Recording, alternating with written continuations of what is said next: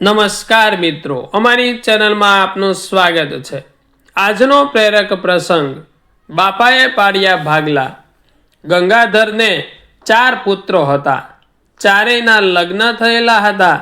આજે તમામ ભાઈઓએ તેમના પિતાની સંપત્તિ વહેંચવા પંચાયત બોલાવી હતી।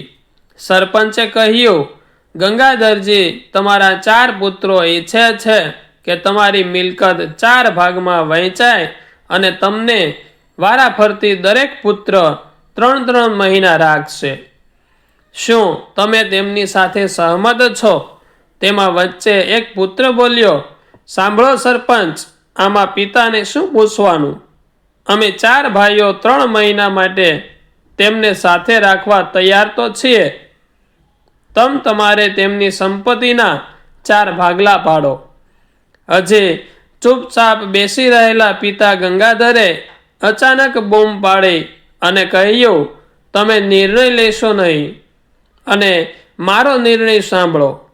હું આ 4 છોકરાઓને વારાફરતી 3 મહિના મારા ઘરે રાખીશ, અને છોકરાઓ, તમે તમારા બાકીના મહિના ક્યાં કાઢવા એ તમારે ગોઠવણ કરી લો, કારણ કે મિલકત મારી જ। પિતાનો નિર્ણય સાંભળીને પંચાયત અને 4 છોકરાઓના મોં ખુલ્લા રહી ગયા। આને કહેવાય નિર્ણય। નિર્ણય બાળકો દ્વારા નહીં, પણ માતા પિતાએ લેવો જોઈએ।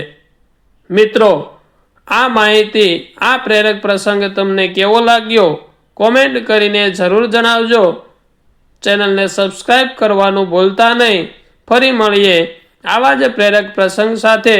ત્યાં સુધી આપ સૌનો ખૂબ ખૂબ આભાર।